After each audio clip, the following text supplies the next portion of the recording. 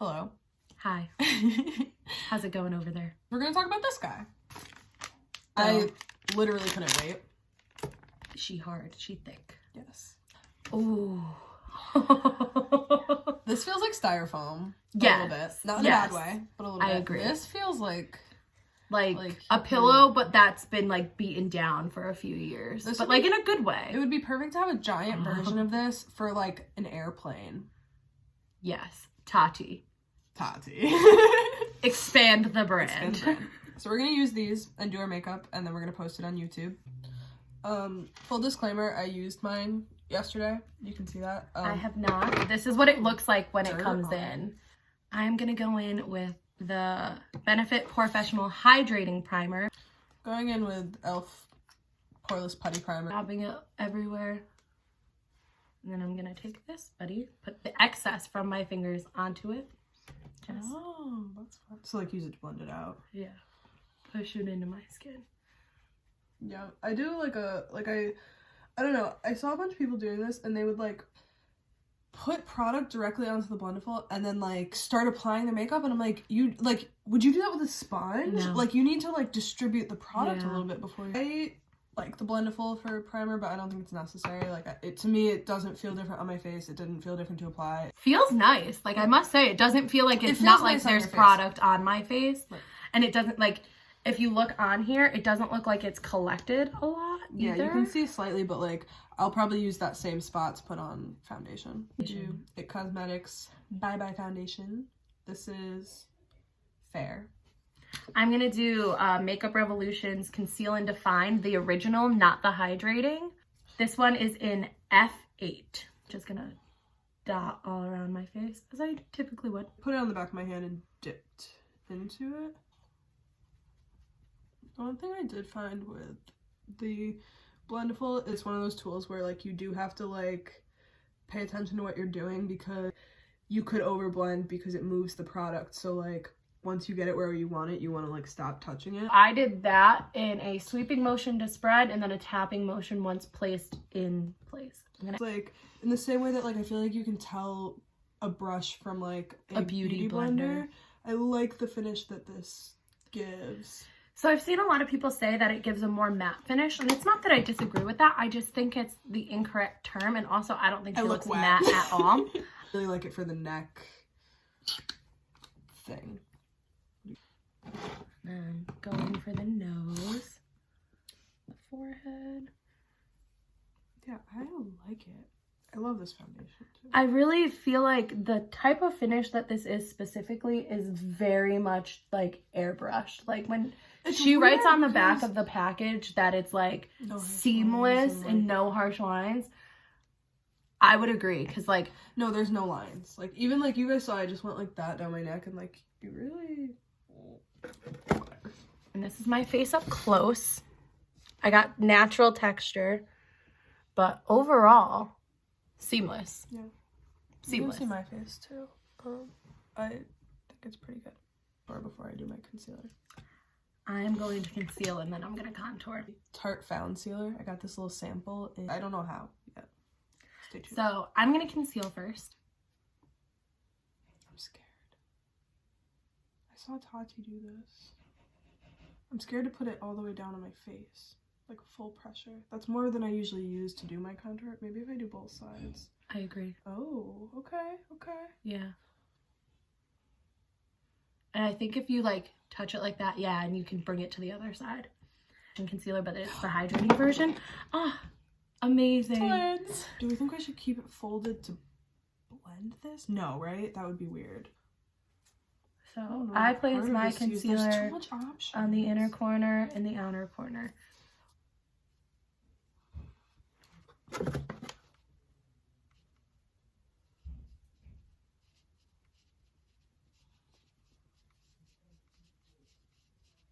Like a hashtag extreme concealer highlight. I don't like to highlight with my concealer because my like where my cheekbone is versus where my eyelid starts, there's not enough space. It just makes it all creasy and gross. I need it because I'm a egg.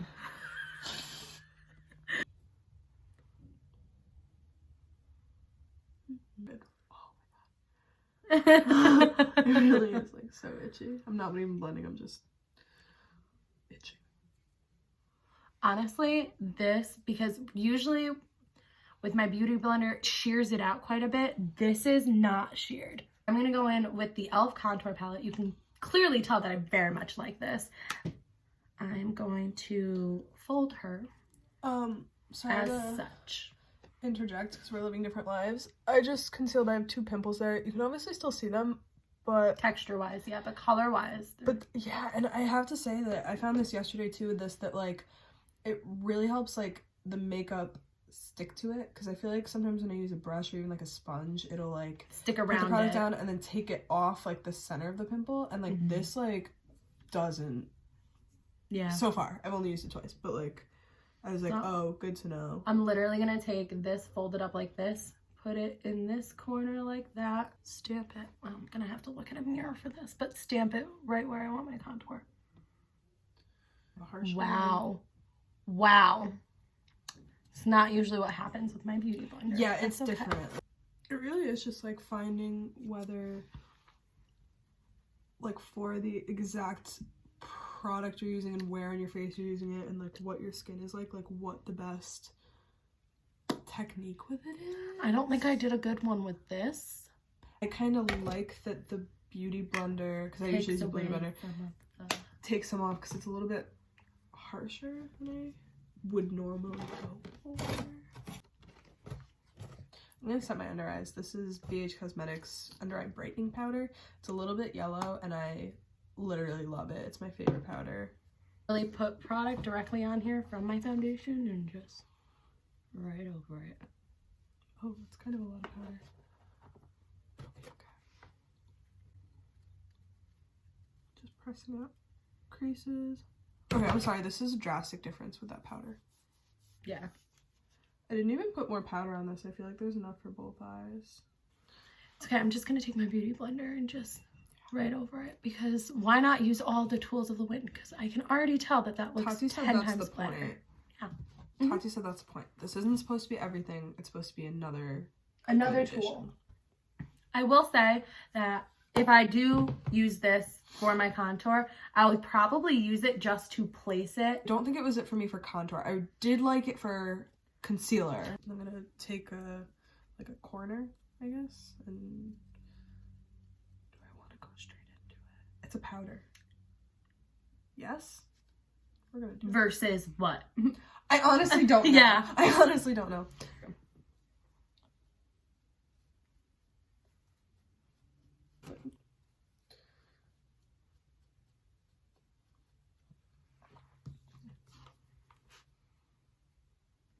Really love this for nose contour.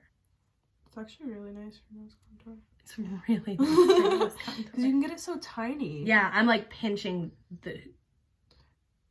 This probably would have been so good for the nose contour, like on the, almost on the seam, but like slightly not. Although I like how that looks. I think it looks very nice, very natural. Because I'm going to be using this e.l.f. powder blush, I vote you use that Pixi. Okay. I saw Tati do this. She like put it on her hand, another corner, and just like dab it, and then whoa. Okay. The Blendiful, if nothing else, is made for cream blush, I think. It looks very... I only used it with one. Yeah. But it like... so natural. Like so from inside my skin. Like this is just a natural... I'm gonna go right in with it. I would just like to say that I've done most of my face so far, and this is the only real estate I've used on this. So much room. I always, in my makeup routine, go over... Can I smell the it? Jeffree Star powder smells so good. It smells like freaking cotton candy. Yeah, it smells delicious. Thank you, Jeffree Star. I will say that this powder is like drying. Like if you have dry skin, you'll probably hate it. Marissa. Me. I don't set my full face, and I like to set. That looks amazing. I'm not entirely sure how I'm gonna do powder with this, because this is like a very like pigmented powder. And it'll be my fault. Is this a real strategy? It should be. Yeah. I don't like the ribbon. Yeah, I agree. I would get rid of this, because honestly, I I hold the actual product itself. I don't like right. And attach the thing is, it to like, me. because you're like moving it, like it's not even staying on my fingers, it's just kind of in the way. Yeah. Where I'd rather it either be gone or be an elastic. Sorry, Tati. Version 2. You don't like usually set your whole face, but it is nice for that because it's big, so like you can do it like quickly. Yeah. But interestingly, I feel like, well, most other products I was like, oh, I used less. I feel like I used more. I'm not going to. I think my face looks really nice. I don't like it for contour though. Like even here, I kind of have, I don't think that's a natural shadow. I think that's my contour. Wow. Face check, like it's so smooth. I think it looks really natural. Like it's people say it's super matte, and I think it is like more matte than I would argue others, that this is a velvet satin like finish. Face like. It looks like it's pressed into your skin. Yes, it looks like it feels flat. It doesn't look mask like. We're gonna do our eyes off camera, and then we'll come back for like the rest. The look. Okay, let's do it. I'm sorry, were you talking to me? No. So now that we have our eyes done, oh yeah, we're gonna finish the look. We used our Jeffree Star palette. Yes, I used everything from the Mini Breaker palette. I did my whole look with the Alien palette. There's a video of us doing this. And yeah, this is the look. And now we're gonna go into highlight. So for highlight, I'm going in with the Jeffree Star Peppermint Frost that was exclusive in the holiday mystery boxes. I got too excited, just like disclaimer, and I did my inner corner, brow bone, and nose with this shade, Igloo Gold, because I'm reckless. Valentine's Day. Yes, I got it in the Valentine's Day mystery box, and it has so many colors that I'm terrified of. I'm like genuinely afraid to do this with the Blendiful. Me too, because they're Jeffree Stars that they're highly pigmented. Just to like, for reference, if you've never used one of these, the pigment's about the same, I think, yeah. for both palettes. Like we'll he's swatch. super, yeah, but like I'm using the shade and like it, like that's like opaque. So I'm gonna go into Lavender Snow. And like even like which looks like that. So I'm like scared to put this on with the Blendiful. I feel like it's gonna be a lot. I might like do that thing that we were talking about where she like wipes it on her. That's insane. Yeah. It's like, beautiful. This is That's gorgeous. How I felt too. Like I looked at this and I was like, oh. Like that I can't is like bend my hand the right way. That's gorgeous. how you do that. I forgot I have elbows. Swipe. So I am taking there we go. The side, yeah, there we go. The side of my Blendiful. I'm squeezing it together to make it thin. Swiping across. I have about that much product. I'm not gonna dab. I did one dab and it didn't seem to make that big of a difference. So I'm just gonna go in. Okay, that's all I have in me for this video. The Blendiful, cool tool. Not sure how to use it. Hated it for contour. I don't honestly know if hated it is fair, but I wouldn't use it again for contour. Maybe would use it again for highlight. I like how this makes my face look. And as a dry person, I like that it tones down some of the dewiness. As you saw with hers, it doesn't take it away completely, but it tones down some of it because I don't set my whole face. So that will be very helpful for me. First impression overall of the Blendiful is that it is intuitive. Less product is more. Yes. Because you can always you can build up with this. And using a mixture of tapping, patting, and buffing. Really, like, you can do a lot with this. There's definitely a learning curve. Like, it's intuitive, but you do have to try different techniques. Highly recommend if you have been interested in buying this and you're on the fence. Go for it. Buy it anyways. I think it's worth it. I will say that I use sponges and brushes like 50-50. I use liquids, creams. I use it all depending on whatever. And normally I'm cheap. Is like part one of it. I usually get makeup sponges at like TJ Maxx or Marshall's in a pack for like several for $5. So in comparison, like for me, like this was like I was mostly concerned because of the price. I don't usually spend $18 on me either makeup tools or things. I am glad I went for it. I feel like it's gonna last a while. I've seen the videos of like seams ripping even when people like didn't deserve it and like whatever.